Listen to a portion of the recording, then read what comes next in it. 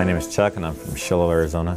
I pretty much started drinking with my older sister and her friends when I was about 11. By the time I was 16, I was partying pretty much every weekend. When I was 18 years old, I started working in a grocery store where I worked for the deli. And one of the guys in the meat department asked me if I ever did speed. And I told him yeah. And so he gave me a line of speed, and from then on it started like the first 6 years it was recreational. Within the first 2 years of living down here, I lost my house, my wife, my kids, the vehicle. Wound up in the hospital because I'm diabetic and never took care of my diabetes while I was in my addiction. So I was in the hospital frequently. And got out of the hospital a week later, and I had no money. I had no place to go. I called the ARC. It was already after they had stopped the intake for the day. And I had this great idea that I was going to go steal a car and go back to Shiloh. And so I was going to steal a car and go back to where nobody wanted me. And I wound up miles from the hospital. Never did steal a car. Wound up behind a Circle K in an alley fighting with the ants for territory of where I was going to sleep. The ants won. And the next morning I woke up and it was about 5:30, 6 o'clock in the morning, and there's this voice just thundering in my head telling me to get my rear end to the ARC. And I knew it wasn't my voice, because my voice was get to the drug dealer.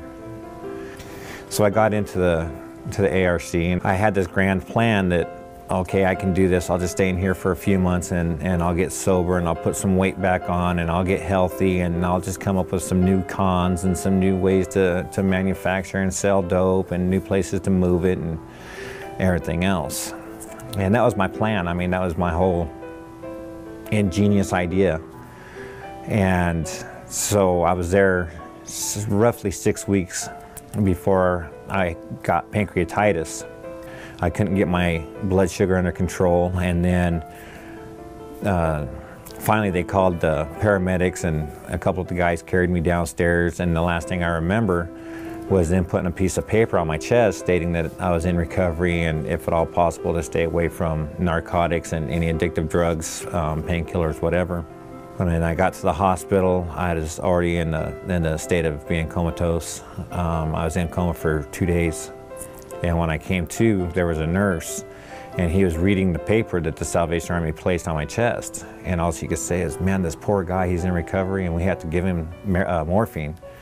And I snapped to and freaked out, and I called the ARC to talk to the resident manager. And he's telling me to calm down, that I was in the hospital, they weren't going to do anything that was harmful to me, and I was crying, telling him that he doesn't understand, I really want to be sober. And it just really came to me that a new con, new ways to manufacture, new places to move it to, that was no longer what I wanted. What I wanted was to be clean and sober. The program brought me a good foundation for sobriety. It brought me to the knowledge of Jesus Christ, who is my Savior.